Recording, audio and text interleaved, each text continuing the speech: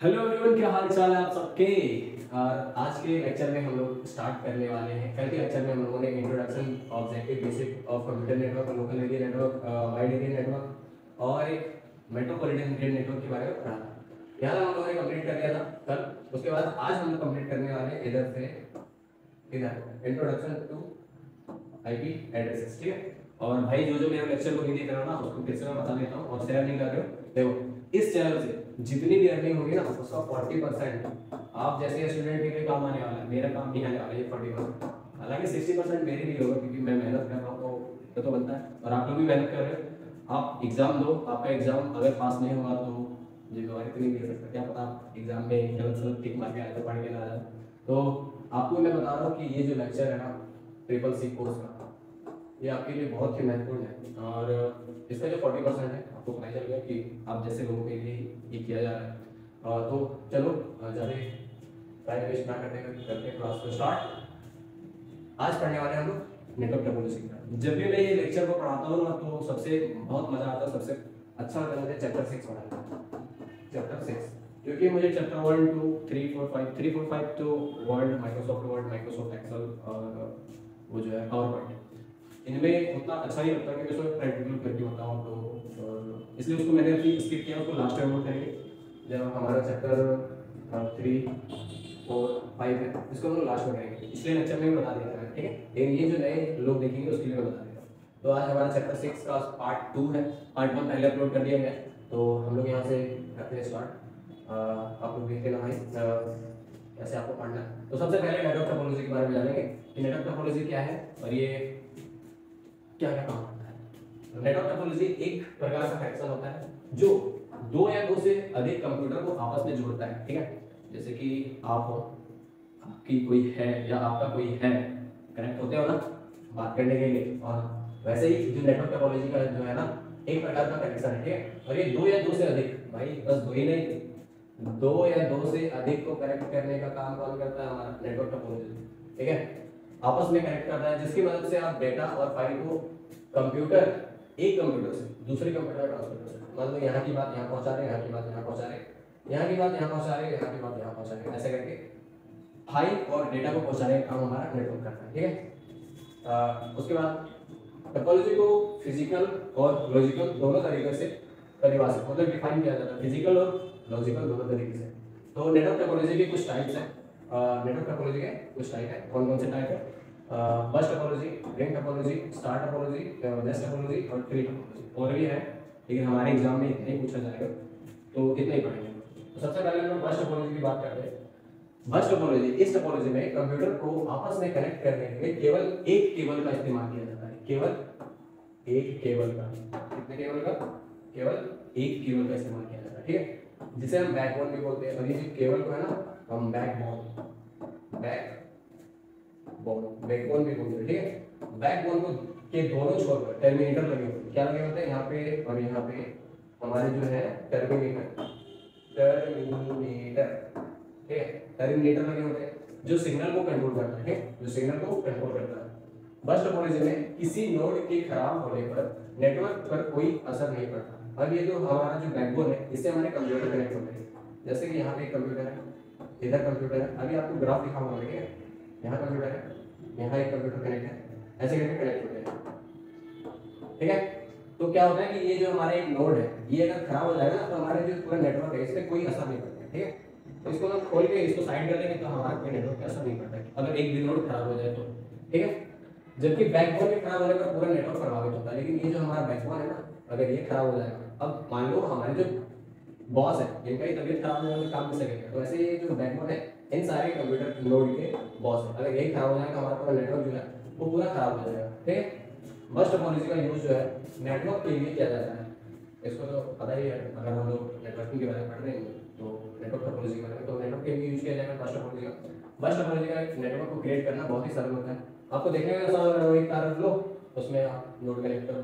इसको बहुत ही ईजी होता है। और ये बहुत सस्ती टोपोलॉजी है, बहुत ईजी, बहुत महंगी नहीं होती है, ये सस्ती है बहुत। लेकिन जैसे कि ये हमारा टर्मिनेटर है और ये हमारा कौन क्या है? ये हमारा बैकबोन। आपके एग्जाम में पूछ सकता है कि बस टोपोलॉजी में बैकबोन किसको कहते हैं, या फिर बैकबोन लगा होता है या नहीं होता है। और उसमें अगर एक नोड खराब हो जाए तो पूरा सिस्टम प्रभावित होता है नहीं होता है, पूरा नेटवर्क जो है हमारा वो हमारा काम करता है, ऐसे करके क्वेश्चन पूछ सकता है। ये है हमारा कंप्यूटर कनेक्ट। अगर मान लीजिए एक नोड खराब हो गया तो लगता है ये अगर यहाँ से हम इसको हटा देंगे तो ये हमारा काम नहीं करेगा, पूरा काम करेगा ना। वही बोल रहा है कि बस टोपोलॉजी में अगर एक नोड खराब हो जाता है तो हमारे सिस्टम पर मतलब नेटवर्क पे कोई प्रभाव नहीं पड़ता, लेकिन अगर हमारा बैकबोन खराब हो जाएगा तो हमारे नेटवर्क पे प्रभाव पड़ेगा। बस टोपोलॉजी समझ में आ गई। उसके बाद हमारी रिंग टोपोलॉजी। रिंग टोपोलॉजी एक प्रकार की नेटवर्क टोपोलॉजी है जिसमें सभी कंप्यूटर के एक रिंग के आकार में एक दूसरे से जुड़े हुए हैं। एक रिंग बना होता है और इससे सारे हमारे कंप्यूटर जुड़े होते हैं एक दूसरे से, ठीक है, ऐसे करके जुड़े होते हैं। इसमें ज्यादा संख्या में नोड जोड़ने पर रिपीटर की आवश्यकता पड़ती है। रिपीटर, इसमें ज्यादा अगर नोड जोड़ते हैं ना तो इसको रिपीटर की आवश्यकता पड़ती है। इसमें दोनों डायरेक्शन में डाटा ट्रांसफर करने के लिए दो कनेक्शन की जरूरत होती है। रिंग नेटवर्क में कोई एक नोड खराब हो जाए तो इसका असर पूरे नेटवर्क पर पड़ता है। मान लो ये हमारा एक नोड खराब हो गया ना, तो यहाँ से जो हमारा डाटा इधर ट्रांसफर होता, इधर से इधर इधर उधर आता, तो यहीं तक नहीं जाता। ये खराब हो गया तो हमारा जो नेटवर्क है ये तो हमारा पूरा डिसमेंटल हो जाएगा, क्योंकि हमारा जो डाटा है यहाँ से आगे बढ़ेगा ही, क्योंकि यहाँ पे हमारा नोड खराब हो गया। तो इससे हमारा पूरा, अगर एक नोड भी खराब होता है ना तो रिंग नेटवर्क में, रिंग टोपोलॉजी में पूरा नेटवर्क ही खराब हो जाएगा हमारा टोपोलॉजी का। इस टोपोलॉजी का प्रयोग जो है लोकल एरिया नेटवर्क, आपको लोकल एरिया नेटवर्क के बारे में पता है ना? आपको नहीं पता तो इससे पहले वाला लेक्चर जो चैप्टर 6 का पहला लेक्चर है पार्ट 1 उसको देखो, उसमें हम local area network, metropolitan area network और वाइड एरिया नेटवर्क के बारे में हम लोगों ने बात किया है और उसको बढ़िया से समझा है। तो यहाँ पे जो है रिंग टोपोलॉजी का जो यूज है वो हम लोकल एरिया नेटवर्क में करते हैं, ऐसे होता है। अब मान लो ये कंप्यूटर मेरा खराब हो गया तो लगता है कि ये जो यहाँ से डाटा, ये कंप्यूटर ये इधर से जो भेज रहा है डाटा आगे जाएगा। अगर ये कंप्यूटर खराब होगा तो हमारा डाटा तो यहीं अटक जाएगा, आगे जाएगा ही नहीं कभी। तो इससे पूरा हमारे नेटवर्क पे असर पड़ता है, ठीक है।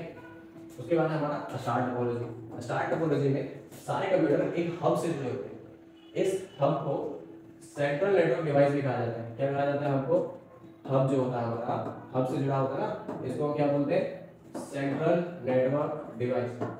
कैन नॉट डिस्टर्ब मत बोल देना इसको। ये है हमारा सेंट्रल नेटवर्क डिवाइस, ठीक है, और ये हब से जुड़ा होता है, ठीक है, हब से जुड़े रहते हैं स्टार टोपोलॉजी। इसमें सेंट्रल नेटवर्क डिवाइस एक सर्वर के रूप में काम करता है। सर्वर के रूप में इसलिए काम करता है ना क्योंकि अगर मान लो ये है हमारा एक हब, ठीक है, क्या है ये हमारा हब, और इससे हमारे बहुत सारे कंप्यूटर जुड़े होंगे। तो एक तरह से ये हमारा जो भी डाटा है इन सारे कंप्यूटर का, तो इन सारे कंप्यूटर का डाटा कहाँ पे रहेगा हमारा? समझने के लिए समझो कि सारा कंप्यूटर का डाटा हमारा हब में रहेगा। तो हब में अगर कोई भी डाटा है, सर्वर क्या बोलते हैं? सर्वर क्या होता है? जहाँ पे हमारा कोई भी डाटा हो, जैसे कि हम चैटिंग करते हैं व्हाट्सएप पे, करते हो ना चैटिंग, मुझे पता है। लाल टी शर्ट, हाँ आप ही के बारे में बोल रहा हूँ मैं, और ब्लैक टी शर्ट आप ही, दोनों जो है चैट करते हो, मुझे पता है। तो जब चैट करते हो तो आप देखते होगे तो व्हाट्सएप पर कोई सर्वर हो, आपका जो चैटिंग है वो कहाँ पे रहता है? हमारा सर्वर पे। वैसे ही जो हब है हमारा, ये एक सर्वर की तरह काम कर रहा है स्टार टोपोलॉजी में, ठीक है। और बाकी कंप्यूटर सारे जो है कंप्यूटर क्लाइंट के रूप में काम करते हैं। मान लो कि ये हमारा बॉस कंप्यूटर है, बॉस है, बॉस, और इसके लिए ये सारे लोग क्या है? क्लाइंट की तरह काम करते हैं। बादशाह हरी सिंह वाला क्लाइंट नहीं भाई, ये अलग क्लाइंट है, ये बॉस है और इनके बदले ये काम करते हैं, ठीक है। इसमें किसी नोड के खराब होने पर पूरा नेटवर्क प्रभावित नहीं होता। बेसिक सी बात आप देखो, इसमें अगर ये हमारा हब है, ये हमारा एक नोड खराब हो गया, ये तो डाटा एक दूसरे से, हब से और कंप्यूटर से कनेक्ट है। इससे अगर कोई नोड खराब हो जाए तो हमारे नेटवर्क पे कैसे प्रभाव होगा? नहीं होगा। ये अपना काम करेगा, ये अपना काम करेगा, ये अपना करेगा, ये अपना करेगा, ये अपना करेगा, ठीक है। इस पर कोई प्रभाव नहीं पड़ता अगर एक भी नोड खराब हो जाए। जबकि इस प्रकार की टोपोलॉजी में यदि हब या स्विच खराब हो जाए तो पूरा नेटवर्क फेल हो जाएगा। हब ये है ना, हब ये है हमारा क्या? हब। अगर ये हब हमारा मेन बॉस, ये अगर टपक जाए, समझो मेरा बॉस ही टपक गया तो कैसे काम करेगा? इसको पैसे कौन देगा फिर काम करने के बदले? वैसे आप समझ सकते हो कि हमारा जो हब है ना, अगर हब खराब हो गया तो हमारा पूरा नेटवर्क खराब हो जाएगा, ठीक है। स्टार टोपोलॉजी समझ में आ गई? ऐसे होती है। ये हमारा हब एक दूसरे से कनेक्ट है। अगर बॉस ही हमारा डेड हो गया तो इन सबको काम करने का पैसा कौन देगा भाई? पैसा जरूरी है आज के जमाने में मेरे दोस्त, पैसा कौन देगा? मैश टोपोलॉजी में क्या होता है? सभी नोड एक दूसरे से डायरेक्ट कनेक्ट होते हैं। देखो डायरेक्ट कनेक्ट है, ये इससे कनेक्ट है, ये इससे कनेक्ट है, ये इससे कनेक्ट है, ये इससे कनेक्ट है, ये इससे कनेक्ट है, और ये बच्चा है ना यहाँ से, ये इससे कनेक्ट है, एक दूसरे से कनेक्ट है ना। तो इसको क्या बोलेंगे हम, इसको बोलेंगे हम मैश टोपोलॉजी। क्या बोलेंगे, मैश टोपोलॉजी। देखो ये इससे कनेक्ट है, ये इधर से कनेक्ट है, ये इधर कनेक्ट है, इधर कनेक्ट है, ऐसे कनेक्ट है। इसको क्या बोलेंगे हम, मैश टोपोलॉजी। एक दूसरे से कनेक्ट होते हैं। इसमें कोई भी होस्ट या मेन कंप्यूटर नहीं होता। कहीं आपको मेन कंप्यूटर दिख रहा है कि ऐसे जैसे कि हब था, इससे बहुत सारे कंप्यूटर थे, और मेन कंप्यूटर या होस्ट कंप्यूटर नहीं दिख रहे हैं। इसमें मेन या होस्ट कंप्यूटर नहीं है, ठीक है। यह सबसे विश्वसनीय टोपोलॉजी है। मैश टोपोलॉजी में n-1 into सॉरी इसको क्या बोलते हैं, भागा 2।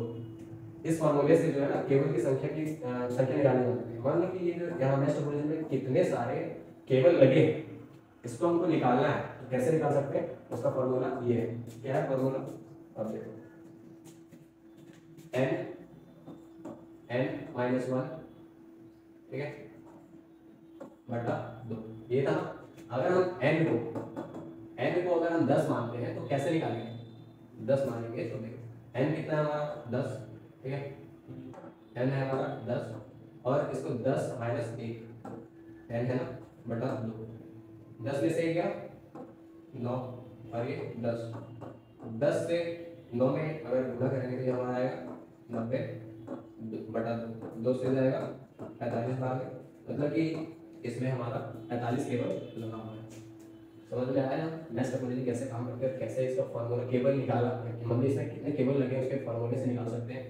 उसके बाद इसकी कॉस्ट अधिक होती है, ये इसको इसकी कॉस्ट जो है अधिक होती है और इसका कनेक्शन स्थापित करना बहुत ही मुश्किल है। भाई देखो एक कंप्यूटर से इसको जोड़ना है, इसको जोड़ना है, इसको जोड़ना है, बहुत मुश्किल ही है। देखने में ही मुश्किल लग रहा है तो मुश्किल और obvious सी बात है मुश्किल होगी। तो मैश टोपोलॉजी हमारी जो मुश्किल काम है उसको, ठीक है। उसके बाद है ट्री टोपोलॉजी। यह एक प्रकार की नेटवर्क टोपोलॉजी है जिसमें सभी नोड्स आपस में इस तरह जुड़े रहते हैं कि यह एक पेड़ की तरह दिखाई दे रहा है। पेड़ की तरह मतलब पेड़ हमारा कैसे रहता है, पेड़ ड्राइंग में बोल गया ऐसे करके रहता है ना पेड़, यहाँ से एक टाइम रहती है, फिर इधर से इधर रहता है, फिर यहाँ से ऐसे जुड़ा रहता है, ऐसे फिर ऐसे ऐसे ऐसे जुड़ा रहता है ना। तो कैसे देखो मान लो यहाँ पे हमारा मेन कंप्यूटर है, इससे गया है यहाँ पे जुड़ा, फिर यहाँ पे जुड़ा, फिर ये एक जगह है यहाँ पे, फिर यहाँ से आया, ऐसे ही फिर ये इधर से आया, यहाँ से एक कंप्यूटर इधर गया, फिर इधर जुड़ा, इधर जुड़ा, पेड़ की तरह दिखाई पड़ता है इस ट्री टोपोलॉजी में। मान लो कि ये एक कंप्यूटर है, इसको आप जनरेशन से भी समझ सकते हैं। मान लो ये हमारे पापा जी हैं, पापा, और इनके दो बेटे, एक आशीष, एक अभिषेक, ठीक है, एक रंजीत। अब आशीष के 3 बेटे या फिर 3 बेटियां, ऐसे समझ लो। भाई मैं ये जब भी ट्री टोपोलॉजी पढ़ाता हूँ ये जनरेशन वाला मुझे हंसी आती है, पता नहीं क्यों। इसके लिए 3 बेटे या फिर बेटियां मान लो, 1 2 3। उसके बाद यहाँ से भी 3 4 निकल जाएंगे, यहाँ से भी 3 4 निकल जाएंगे, यहाँ से भी 3 4। उसके बाद ये जो अभिषेक है इसके भी फिर 2 बेटे हैं फिर बेटियां, फिर यहाँ से भी 2 3 निकलेंगे, यहाँ पे 2 निकलेंगे। भाई कोई गलत कमेंट मत करना, ठीक है। ऐसे करके समझ। ये जो है ट्री टोपोलॉजी स्टार टोपोलॉजी और बस टोपोलॉजी से मिलकर बना होता है। टोपोलॉजी से कैसे, स्टार टोपोलॉजी हमारा क्या था, एक हमारा ऐसे करके हब होता था और इससे हमारा जो बहुत सारे निकले होते थे। एक हमारा इसको मेन मान लेते हैं और इससे हमारा निकला हुआ। उसके बाद क्या है हमारा बस टोपोलॉजी। बस टोपोलॉजी में क्या था, एक रिपीटर जुड़ा रहता है और ऐसे करके फिर एक कनेक्ट होता है ऐसे करके। तो इन दोनों से बस टोपोलॉजी और स्टार टोपोलॉजी से मिलकर हमारा जो है वो ट्री टोपोलॉजी बनता है। आपके एग्जाम में पूछेगा बस टोपोलॉजी और ट्री टोपोलॉजी से मिलकर कौन से टोपोलॉजी का निर्माण होता है या फॉर्मेशन होता है या क्रिएशन होता है, तो आप बोलोगे ट्री टोपोलॉजी का। एग्जाम में सही करना है अगर एग्जाम में पूछे क्वेश्चन तो।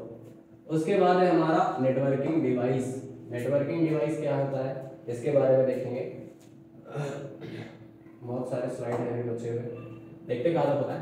नेटवर्किंग डिवाइस, नेटवर्किंग डिवाइस जो है वो इक्विपमेंट होते हैं। इक्विपमेंट मतलब मान लो हमें कुछ जैसे कि कहीं जाना है, ट्रैवल करना है, इस जगह से इस जगह ट्रैवल करना है, तो इस यहाँ तक जाने के लिए कोई मतलब कि कोई उपकरण इक्विपमेंट की जरूरत पड़ेगी। तो यहाँ से हम लोग यहाँ ट्रैवल करने के लिए क्या करते हैं, गाड़ी हमारा एक तरह से उपकरण होता है, इक्विपमेंट। तो ऐसे नेटवर्किंग डिवाइस जो है इक्विपमेंट होते हैं। मान लो हमें नेट चलाना है तो नेट चलाने के लिए कुछ तो जरूरत पड़ेगा, मॉडेम का या फिर सिम कार्ड का या फिर वाईफाई का, राउटर का, ये सारी चीज़ों का। तो क्या होते हैं हमारे इक्विपमेंट होते हैं, ठीक है, जिनके द्वारा 2 या 2 से अधिक कंप्यूटर या नेटवर्क में आपस में कनेक्ट किया जाता है। समझ में आ रहा है। मान लो कि ये जो नेटवर्किंग इक्विपमेंट है इससे जो है दो या दो से अधिक कंप्यूटर या नेटवर्क को आपस में कनेक्ट करने का काम करता है, ठीक है, नेटवर्किंग डिवाइस, जिससे कि वो आपस में एक दूसरे के साथ डेटा शेयर कर सके और कम्युनिकेशन कर सके। कम्युनिकेशन मतलब बातचीत, हाँ वही चैटिंग वाली आप करते हो ना, हाय हेलो खाना खाया ऐसे वाला, डेटा शेयर और कम्युनिकेशन करते हैं, ठीक है। उसके बाद है टाइप्स ऑफ नेटवर्किंग डिवाइस। कितने टाइप के नेटवर्किंग डिवाइस होते हैं देखो, एक होता है रिपीटर, दूसरा होता है हब, तीसरा होता है switch, bridge, router, gateway, network, modem, ये सारे के बारे में हम पढ़ेंगे फटाक से। आज के लेक्चर में पूरा ही कंप्लीट कर देंगे जहाँ तक होता है। उसके बाद है रिपीटर, यह एक नेटवर्किंग डिवाइस है जो कि डेटा सिग्नल को रिसीव करता है और उस सिग्नल को रीजनरेट तथा रेप्लिकेट करके आगे भेज देता है। मैंने कोई पार्सल रिसीव किया, उसको रीजनरेट करके रेप्लिकेट करके आगे भेज दिया, ये काम करता है हमारा रिपीटर। और ये OSI मॉडल के फिजिकल लेयर पर कार्य करता है। अब OSI मॉडल क्या है इसके बारे में आगे जानेंगे, ठीक है। और यहाँ से आप कनेक्ट कर लेना OSI रिपीटर कैसे काम करता है, किस मतलब कि फिजिकल लेयर के ऊपर काम करता है, ये सारे समझ में आ जाएंगे तब OSI क्या होता है उसके बारे में। यार डिजिटल और एनालॉग दोनों प्रकार के सिग्नलों को रीजनरेट और रेप्लिकेट कर सकता है। डिजिटल और एनालॉग, डिजिटल और एनालॉग दोनों प्रकार के सिग्नलों को ये रीजनरेट कर सकता है रिपीटर। हब के बारे में देखा ना आपने वहाँ पे स्टार्ट टोपोलॉजी में, हाँ स्टार्ट टोपोलॉजी में यूज किया गया था हब का, तो इसको उतना यहाँ पे बताने की जरूरत नहीं है। हब एक नेटवर्किंग डिवाइस है, नेटवर्किंग डिवाइस है जिसका प्रयोग बहुत सारे कंप्यूटर या नेटवर्किंग डिवाइस को एक साथ में जोड़ने के लिए किया जाता है। जोड़ने के लिए किया था वहाँ पे देखा था आपने, या OSI मॉडल के फिजिकल लेयर पर काम करता है। स्टार टोपोलॉजी में कंप्यूटर को जोड़ने के लिए हब का प्रयोग किया जाता है। देखो यहाँ पे हब का उपयोग एक हब, स्विच, ब्रिज या राउटर को जोड़ने के लिए भी किया जाता है, ठीक है। हब का जो काम है इसका यूज और भी बहुत जगह होता है, स्विच को, ब्रिज को या राउटर को भी जोड़ने का काम हमारा हब करता है। उसके बाद स्विच एक नेटवर्किंग डिवाइस है जो कि नेटवर्क डिवाइस तथा सेगमेंट्स को आपस में जोड़ता है। इसको स्विच किसको जोड़ता है, सेगमेंट और नेटवर्क डिवाइस। आपके एग्जाम में पूछेगा स्विच किसको जोड़ता है, तो नेटवर्क डिवाइस और सेगमेंट दोनों को जोड़ने का काम करता है हमारा स्विच। और इसको जो है ना मल्टी पोर्ट ब्रिज भी कहते हैं, स्विच को मल्टी पोर्ट ब्रिज भी कहते हैं। एग्जाम में पूछेगा स्विच को और क्या कहते हैं, तो आप बोलोगे मल्टी पोर्ट ब्रिज कहते हैं, ठीक है। या OSI मॉडल के डेटा लिंक लेयर पर काम करता है, ठीक है। लेकिन आजकल स्विच भी आ गए हैं जो OSI मॉडल के नेटवर्क पर लेयर पर काम करते हैं। उसके बाद है ब्रिज एक नेटवर्किंग डिवाइस है। ये तो हर एक की जगह लिखा हुआ कि ये नेटवर्किंग डिवाइस है, तो जिसका उपयोग लेंथ सेगमेंट को जोड़ने के लिए किया जाता है, ठीक है। ब्रिज का उपयोग एक बड़े नेटवर्क को छोटे नेटवर्क में बांटने के लिए किया जाता है, या OSI मॉड्यूल के डेटा लिंक लेयर पर काम करता है। क्या काम करता है, देखो इसका यूज जो है ना वो लेंथ सेगमेंट को जोड़ने के लिए किया जाता है, और ब्रिज का उपयोग एक बड़े नेटवर्क को छोटे छोटे पार्ट में बांटने का काम करता है, ठीक है। ब्रिज, ये समझ में आया ब्रिज क्या काम करता है। उसके बाद है हमारा राउटर एक इंटर नेटवर्किंग डिवाइस है जो कि दो या दो से अधिक नेटवर्क को आपस में जोड़ती है। राउटर डाटा पैकेट्स भेजने के लिए रूट, ये रूट गलत है यहाँ पे, ROUTE रूट निर्धारित करता है। राउटर नाम से ही पता चल रहा है, रूट को दिखाता है कि हाँ मैप देखा ना आपने GPS, तो हमें कहीं जाना होता है तो उसको डालते हैं ना, तो उसमें क्या दिखाता है, हमें रूट दिखाता है। रूट, तो राउटर क्या काम करता है, हमें रूट दिखाने का काम करता है, मतलब जगह दिखाने का काम करता है कि आपको जाना कहाँ है, ठीक है। उसके बाद यह सबसे छोटे रूट से डाटा पैकेट भेजता है। देखिए जो गूगल मैप क्या करता है, हमें दिखाता है इधर से हम जा रहे हैं, इधर से ही रास्ता बना देता है, ये शॉर्ट है। ऐसे ही अभी बिहार में हुआ ना कि एक ब्रिज बन रहा था, इधर से रास्ता दिखा दिया, ब्रिज से ही गाड़ी कुदा दिया, तो वो गूगल का है। लेकिन रूटर का काम क्या है कि शॉर्टकट तरीका, मतलब कि मान लो ये हमारा कंप्यूटर है और यहाँ से ये जो है राउटर लगा हुआ, तो ये राउटर का काम क्या है कि ऐसे करके आपको यहाँ पे भेजना है या फिर आपको ऐसे करके भेजना है, शॉर्टकट तरीके से भेजता है, ठीक है। रूट को सबसे छोटे रूट से डाटा पैकेट को भेजता है, और ये OSI मॉड्यूल के नेटवर्क लेयर पर काम करता है। OSI के बारे में आपको भी समझ नहीं आ रहा हो क्या है, पक्का समझ में आएगा जब मैं वीडियो बनाऊंगा। गेटवे का उपयोग जो है दो अलग प्रकार के नेटवर्क को जोड़ने के लिए किया जाता है। दो अलग प्रकार के नेटवर्क को जोड़ने का काम कौन करता है, हमारा गेटवे। जैसे कि गेटवे हार्डवेयर सॉफ्टवेयर, या फिर हार्डवेयर और सॉफ्टवेयर एक ही है यार, हार्डवेयर सॉफ्टवेयर दोनों में हो सकता है, ठीक है। ज्यादातर गेटवे का यूज राउटर में सॉफ्टवेयर के रूप में इंस्टॉल करके किया जाता है। राउटर में सॉफ्टवेयर के रूप में इंस्टॉल करते हैं, राउटर में सॉफ्टवेयर इंस्टॉल करके गेटवे का यूज किया जाता है, ठीक है। गेटवे जो है OSI मॉड्यूल के ट्रांसपोर्ट लेयर पर काम करता है, ये समझ में आया गेटवे। उसके बाद है network interface card NIC, network interface card NIC, इसका फुल फॉर्म NIC का full form network interface card. NIC का मतलब एक और होता है, वो नहीं, कंप्यूटर में आपको क्या पूछेगा कि NIC का फुल फॉर्म क्या है, तो नेटवर्क इंटरफेस कार्ड। ये हमारे पीसी के को अदर पीसी के साथ कम्युनिकेट करने के लिए परमिशन देता है। नेटवर्क इंटरफेस कार्ड एक कंप्यूटर को दूसरे कंप्यूटर से बात करने के लिए जो है इसका परमिशन देता है, ठीक है। और NIC कार्ड को पैरेलल डेटा स्ट्रीम को सीरियल डेटा स्ट्रीम में और सीरियल डेटा स्ट्रीम को पैरेलल डेटा स्ट्रीम में चेंज करने का काम करता है, ठीक है।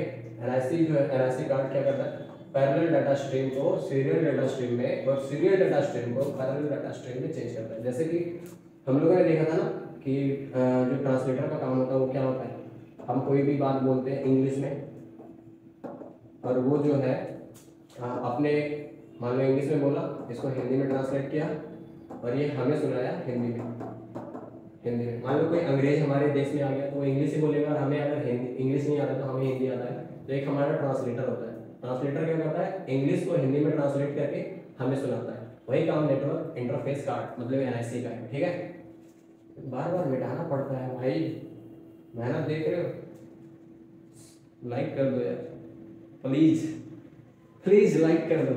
इसके बाद हमारा मॉडल अच्छा ये कदम नहीं हुआ। NIC कार्ड को जो है ना network adapter card, Ethernet card और लैन कार्ड। नेटवर्क इंटरफेस कार्ड आपको पूछेगा कि नेटवर्क इंटरफेस कार्ड को क्या नहीं बोला जाता है, ऑप्शन में 4 ऑप्शन दे देगा, उसमें से 3 ये दे देगा और एक कोई अलग सा दे देगा, बोलेगा इसमें से किस नाम से नहीं जाना जाता है, NIC मतलब नेटवर्क इंटरफेस कार्ड। तो इसको याद कर लेना कि network adapter card, Ethernet card और लैन कार्ड भी नेटवर्क इंटरफेस कार्ड को कहते हैं, ठीक है। और ये OSI मॉड्यूल के डाटा लिंक लेयर और फिजिकल लेयर पर काम करता है।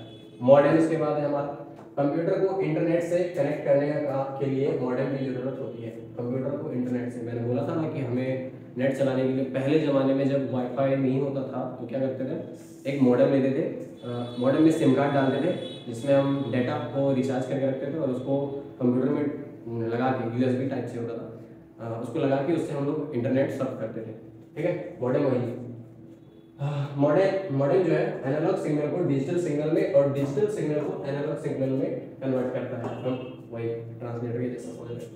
एनालॉग सिग्नल को डिजिटल सिग्नल में कन्वर्ट करने की प्रोसेस को डेमोड्यूलेशन क्या बोलते हैं, डेमोड्यूलेशन। जो एनालॉग सिग्नल से डेटा सिग्नल में कन्वर्ट करने के काम को प्रोसेस को क्या बोलते हैं, डेमोड्यूलेशन, ठीक है। मॉडेम का काम है डेमोड्यूलेशन का, कहते हैं। और डिजिटल सिग्नल को एनालॉग सिग्नल में कन्वर्ट करने के प्रोसेस को क्या कहते हैं, मॉड्यूलेशन। भाई मॉडेम को देखो बढ़िया से क्या है, सॉरी ये जो है एनालॉग सिग्नल को डिजिटल, एनालॉग मतलब मान लो पुराना और डिजिटल मतलब समझ लो नया, समझे। तो पुराने सिग्नल को डिजिटल मतलब पुराने सिग्नल को नए सिग्नल में कन्वर्ट करने के काम को क्या कहते हैं, डेमोड्यूलेशन बोलते हैं। और जो हमारा नया सिग्नल है उसको पुराने सिग्नल में प्रोसेस करता है, जो काम करता है कन्वर्ट करने का, उसको क्या बोलते हैं, मॉड्यूलेशन।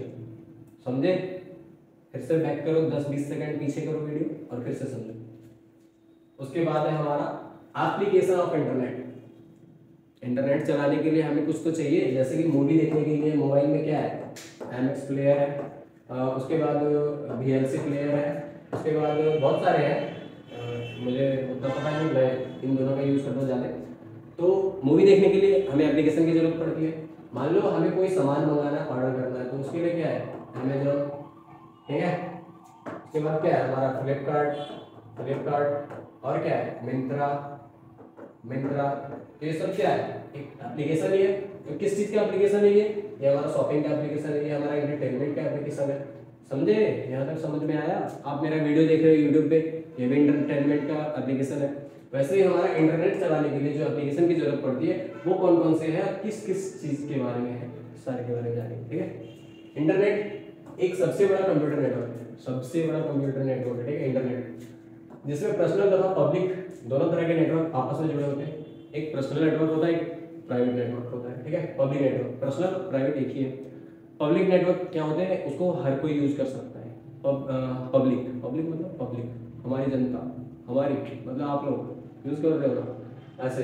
उसके बाद पर्सनल मतलब मैं अपने घर में एक राउटर लगाऊंगा और उसका पासवर्ड किसी को नहीं बताऊंगा, उसको मैं यूज करूंगा, ऐसे करके समझो, ठीक है। ये जो है पर्सनल तथा पब्लिक दोनों तरह के नेटवर्क में आपस में जुड़े होते हैं। इंटरनेट एक पब्लिक नेटवर्क है। इंटरनेट क्या है, पब्लिक नेटवर्क। इंटरनेट हर कोई यूज करता है, तो हमारा क्या है, पब्लिक नेटवर्क, ठीक है, जिसका कोई ओनर नहीं होता, इसका कोई ओनर नहीं होता। वैसे आप बोल सकते हो यार जो हम जियो चलाते हो तो अंबानी है, वैसे उसका पैसा मैं दे रहा हूँ ना, पैसे देने के बाद मालिक कौन हो गया, आशीष।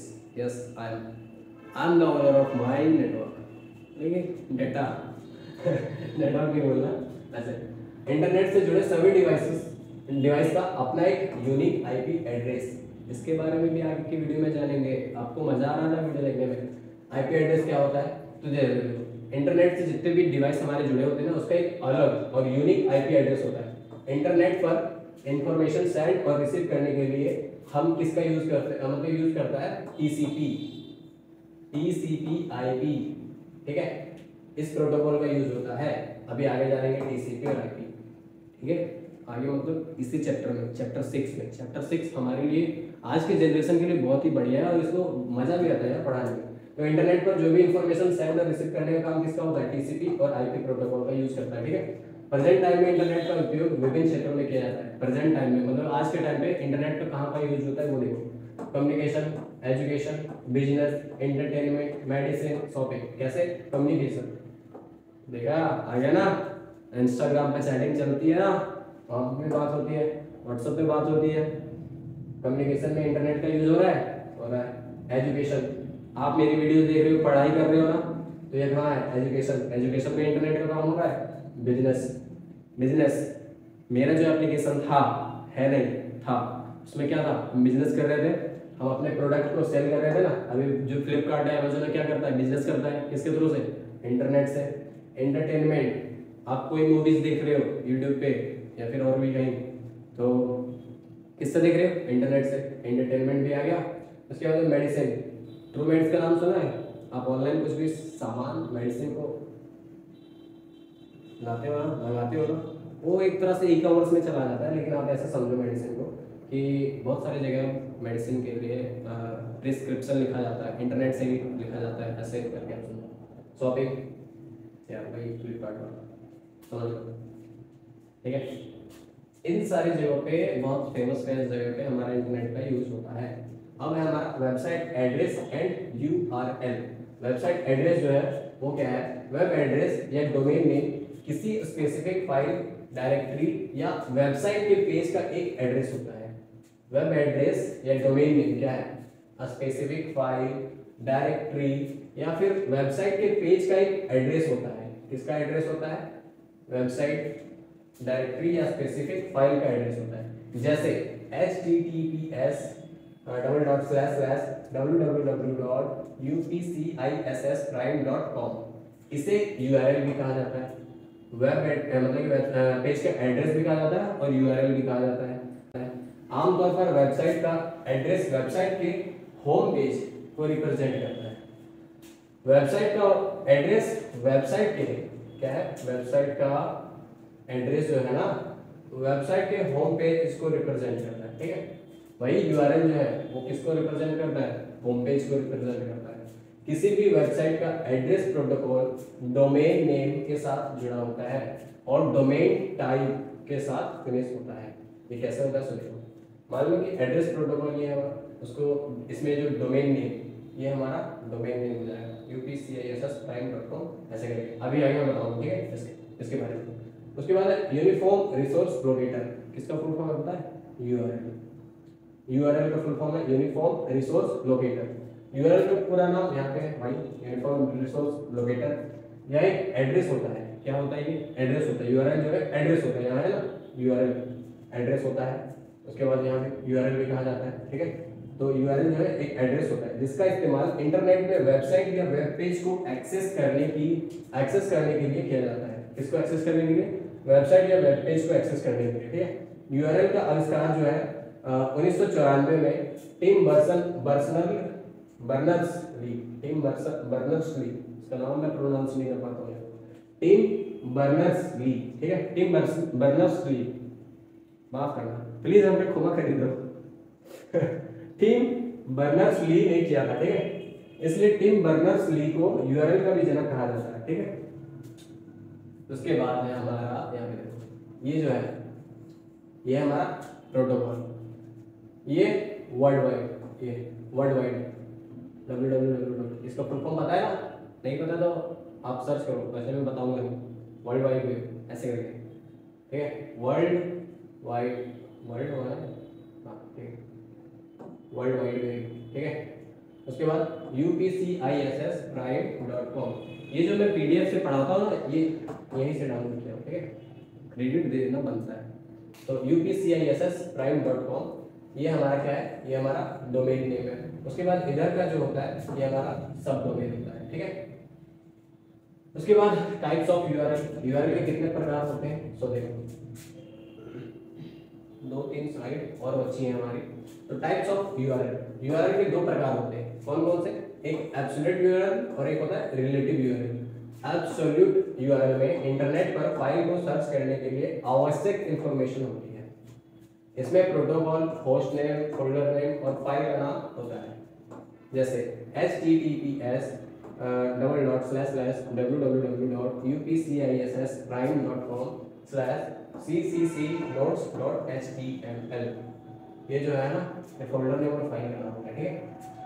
उसके बाद रिलेटिव यूआरएल में आमतौर पर केवल फोल्डर नेम और फाइल नेम या सिर्फ फाइल नेम होता है।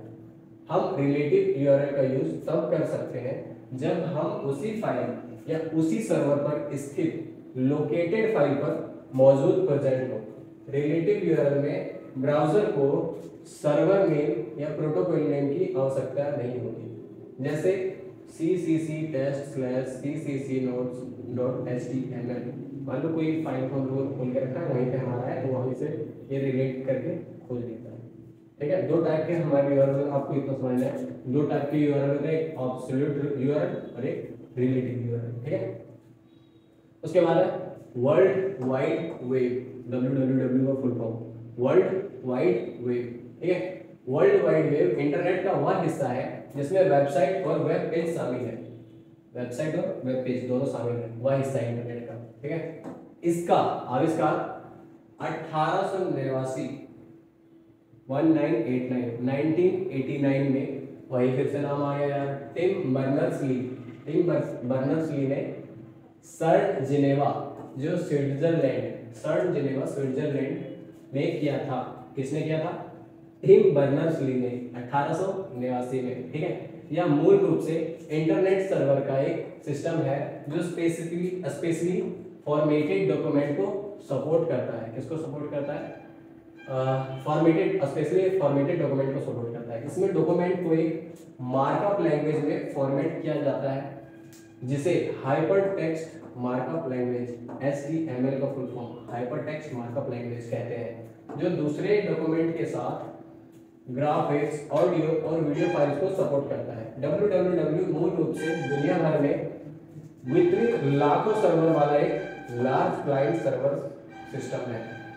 www को W3 या वेब भी कहा जाता है। क्या कहा जाता है? www को W3 या फिर वेब भी कहा जाता है, ठीक है। यह एक इंफॉर्मेशनल स्पेस है।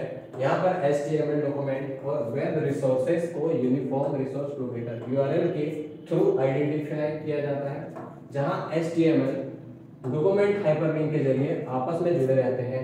इन वेब डॉक्यूमेंट को हम इंटरनेट के थ्रू से एक्सेस करते हैं।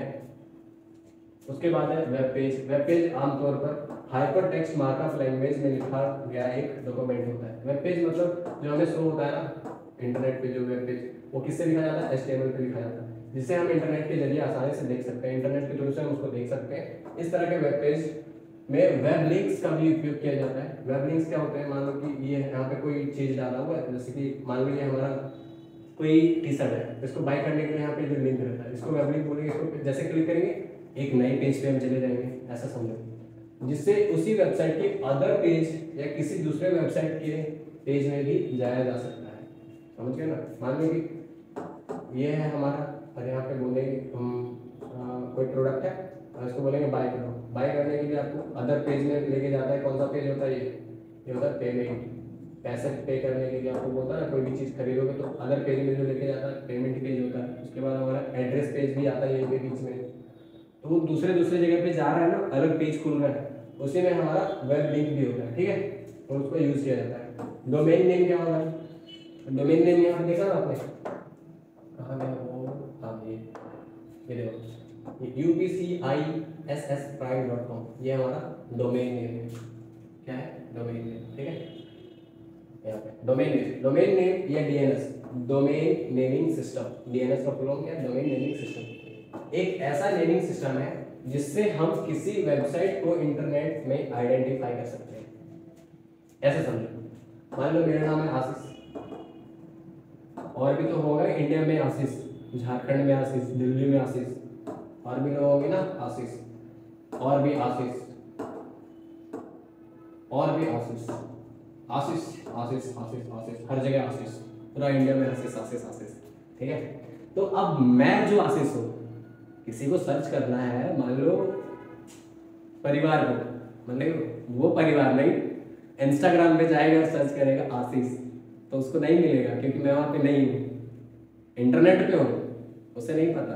तो ऐसे करके आप समझो कि आशीष जो है, मुझे सर्च करने के लिए, मैं ओरिजिनल आशीष जो हूँ उसको सर्च करने के लिए क्या है, तो ये जो आशीष है ना, इसमें कुमार मंडल जुड़ेंगे। अब 4-5 आशीष में से मान लो 3 लोगों का नाम और है आशीष कुमार मंडल, फिर इसको कैसे खोजेंगे, इनके पापा के नाम से खोजेंगे कि हाँ आशीष कुमार के जो पापा है वो प्रमोद मंडल। अब मान लो एक और छट गया, अब 2 लोगों के पिताजी का नाम प्रमोद मंडल है और आशीष कुमार मंडल, अब कैसे करेंगे, ये तो गड़बड़ हो गई, अब कैसे करा जाएगा। तो भाई पहचानोगे ना आप किसको सर्च कर रहे हो, सो देखोगे ना कि हाँ मैं इस आशीष को जानता हूँ, इसको नहीं जानता हूँ, खत्म बात है यार। क्या फिर परिवार को पता चलेगा, अच्छा ये आशीष के बारे में सर्च कर रहा तो ये आशीष मिल गया। ऐसे ही हमारा डोमेन नेम सिस्टम होता है, और इंटरनेट पे जो वेबसाइट होते हैं ना उसको आइडेंटिफाई किया जाता है। ठीक है, अधिकांश ऑर्गेनाइजेशन संगठन डोमेन नेम का यूज करते हैं। आप इंस्टाग्राम में यूजर आईडी सर्च करते हैं ना, जैसे कि आशीष.official.org, फिर SG17817, आगे का नहीं पता भाई, ऐसा करके सर्च करते हैं ना, तो वो किसका होता है, एक नाम होता है, यूजर नेम होता है, ताकि एक पर्टिकुलर आदमी तक पहुंचा जाए। तो ऐसे ही जो हमारे ऑर्गेनाइजेशन होते हैं, संगठन होते हैं, उसका एक पर्टिकुलर नाम होता है इंटरनेट पे, उसको डालने से वही जगह पे हम जाएंगे। ठीक है, तो इसका यूज करते हैं हम डोमेन नेम का। ठीक है, जो याद रखना आसान है, प्रत्येक डोमेन नेम का एक आइडेंटिफायर पहचानकर्ता के साथ समाप्त होता है, जो आपको बताता है कि वो किस प्रकार का वेबसाइट है। अब यहाँ पे देखो, ये जो बहुत सारी चीज, आशीष आशीष आशीष, ये एक आशीष तो मैं, क्या पता कोई लड़की है उसका नाम भी आशीष है, भाई ये इंडिया या कुछ भी हो सकता है। ठीक है, मान लो कि ये जो आशीष है कोई लड़की का नाम है, तो कैसे पहचानेंगे कि लड़की है या लड़का है, आशीष तो लड़का का भी नाम है। सुमन सबसे बढ़िया एग्जाम्पल, लाइक सॉरी सुमन, आप समझ सुमन लड़का का भी नाम होता है, लड़का के भी, लड़की के भी नाम होते हैं, तो हम कैसे पहचानेंगे लड़का है लड़की, तो लास्ट में एक आता है सुमन कुमार, सुमन कुमारी, कुमारी और कुमार। वैसे वेबसाइट को पहचानने के लिए कि ये वेबसाइट किस चीज़ का है, कौन से ऑर्गेनाइजेशन का है, पढ़ाई के बारे में है, गाने सुनने के बारे में है, इंटरनेट में जो है मान लो वेबसाइट जो है वो शॉपिंग के लिए है, कैसे पहचानेंगे, तो यहाँ पे देखो, यहाँ पे कुछ डोमेन नेम है, और देखो इसको आइडेंटिफाई कैसे करते हैं, करेंट डोमेन आइडेंटिफायर, जैसे कि .com, लास्ट में अगर .com है तो वो कमर्शियल बिजनेस के लिए ज़्यादातर यूज किया जाता है। .edu वो एजुकेशनल इंस्टीट्यूट में यूज किया जाता है। उसके बाद है .gov वो गवर्नमेंटल ऑर्गेनाइजेशन, .gov अगर किसी वेबसाइट के एंड में जुड़ा है ना, तो वो हमारा क्या होता है, वो कोई गवर्नमेंट की वेबसाइट होती है। उसके बाद D.net वो क्या होता है, इंटरनेट सर्विस प्रोवाइडर। .mil कोई वेबसाइट है, मान लो ऐसे करके www, वो हमारे वाला W नहीं, वर्ल्ड वाइड वेब वाला w.army.mil, ये जो .mil है ना, वो क्या होता है हमारा, वो होता है मिलिट्री साइट, ठीक है। उसके बाद .org, मैं हर जगह org यूज करता हूँ, बहुत सारी जगह, तो उसका जो है वो है ऑर्गेनाइजेशन, .org लास्ट में है, .org है तो उसको बोलते हैं ऑर्गेनाइजेशन वाला, ठीक है। और लास्ट में अगर .arts है तो कल्चरल एंड एंटरटेनमेंट ऑर्गेनाइजेशन के लिए होता है। .com जिसका लास्ट में होता है उसको बिजनेसेस बोलते हैं। .Information services, .nom individual website. उसके बाद .rec को वो क्या बोलते हैं, entertainment related organisation, entertainment, REC जिसका लास्ट में होता है उसको इंटरटेनमेंट रिलेटेड ऑर्गेनाइजेशन को बोलते हैं। .store स्टोर, .store जो होते हैं वो शॉप्स एंड शॉप्स, अरे वही है यार, एक ही शॉप रखो ना, इंसर्ट नहीं कर रहे हो, शॉप दुकान के लिए। और .web जो होते हैं वो उस ऑर्गेनाइजेशन से रिलेटेड होते हैं जो वर्ल्ड वाइड वेब, एक तरह से आप एक्सटेंशन बोल सकते हो, एक्सटेंशन का जो काम होता है। तो यहाँ पे कुछ है आइडेंटिफायर कि आप कैसे आइडेंटिफाई कर सकते हो कि .com जो लास्ट में रहता है उसको क्या कहते हैं, कमर्शियल बिजनेस बोलते हैं। .edu जो लास्ट में रहता है उसको हम एजुकेशनल इंस्टीट्यूट बोलते हैं। ऐसे करके आप वेबसाइट को पहचान सकते हो। आई होप आपको वीडियो पसंद आया होगा। वीडियो पसंद आया तो वीडियो को लाइक करो, और ये सेशन अगर आपको पसंद नहीं आया तो मेरा कोई सा वीडियो पसंद नहीं आएगा, मेरी गारंटी है। उसके बाद मिलते हैं नेक्स्ट वीडियो में, तब तक के लिए जय हिंद, वंदे मातरम।